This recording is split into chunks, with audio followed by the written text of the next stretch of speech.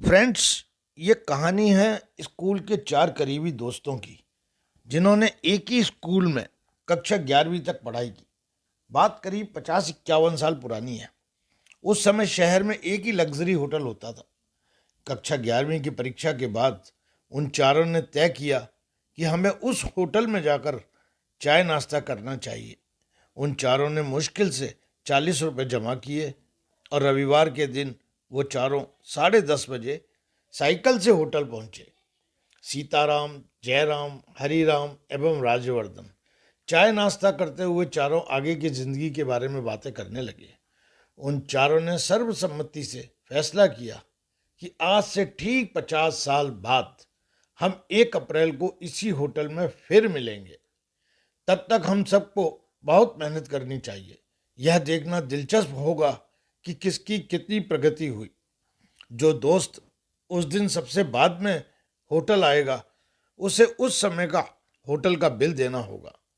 उनको चाय नाश्ता परोसने वाला वेटर कालू यह सब सुन रहा था। उसने कहा कि अगर मैं यहाँ रहा तो मैं इस होटल में आप सबका इंतजार करूँगा। आगे की शिक्षा के लिए चारों अलग अलग हो गए। सीताराम शहर छोड़कर आगे की पढ़ाई के लिए अपने फूफा के पास चला गया था। जयराम आगे की पढ़ाई के लिए अपने चाचा के पास चला गया। हरिराम और राजवर्धन को शहर के अलग अलग कॉलेजों में दाखिला मिला। आखिरकार बाद में हरिराम भी शहर छोड़कर चला गया। दिन, महीने, साल बीत गए। 50 वर्षों में उस शहर में अमूलचूल परिवर्तन आया। शहर की आबादी बढ़ी। सड़कों, फ्लाईओवरों ने महानगर की सूरत बदल दी। अब वह होटल एक 5 स्टार होटल बन गया था। चूंकि होटल के मालिक के कोई औलाद नहीं थी, इसलिए मरने से पहले मालिक ने होटल अपने वफादार वेटर कालू के नाम कर दिया था। इसलिए अब वो कालू सेठ बन गया था और इस होटल का मालिक भी। 50 साल बाद निर्धारित तिथि यानी 1 अप्रैल को दोपहर में एक लग्जरी कार होटल के दरवाजे पर आई।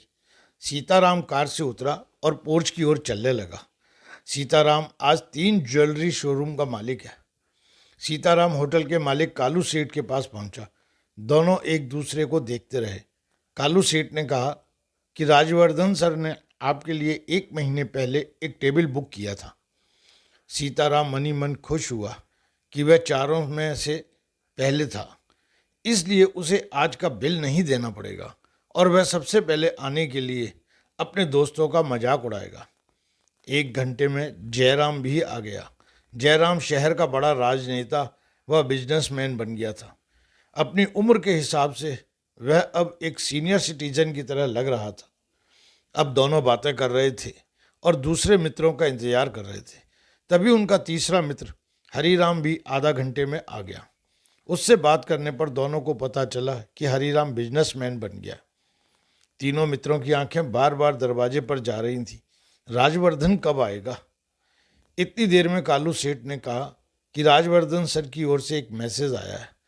तुम लोग चाय नाश्ता शुरू करो, मैं आ रहा हूँ। तीनों 50 साल बाद एक दूसरे से मिलकर खुश थे।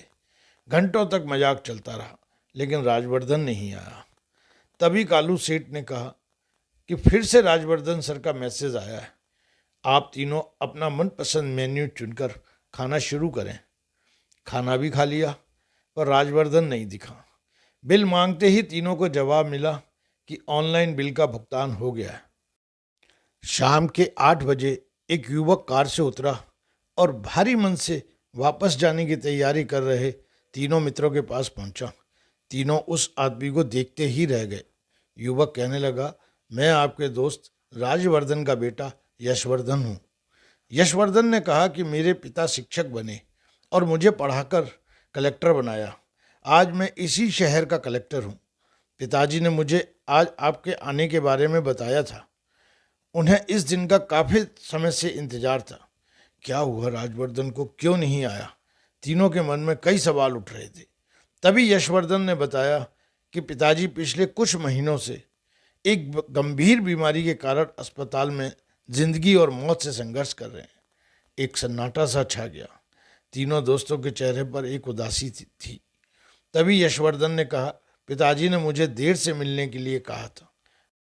अगर मैं जल्दी निकल गया तो वे दुखी होंगे, क्योंकि मेरे दोस्त तब नहीं हंसेंगे जब उन्हें मेरी बीमारी के बारे में पता चलेगा और वो एक दूसरे से मिलने की खुशी खो देंगे।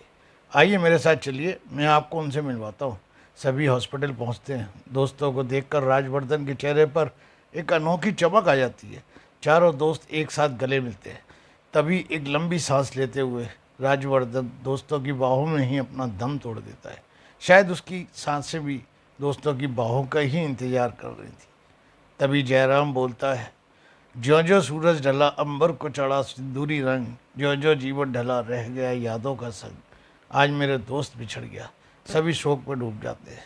तभी कालू सेठ ने कहा कि हम सब की ज़िंदगी का अब कोई भरोसा नहीं, इसलिए अब से हम 50 साल बाद नहीं बल्कि हर 50 दिन में मेरे होटल में बार बार मिलेंगे और हर बार मेरी तरफ से एक भव्य पार्टी होगी।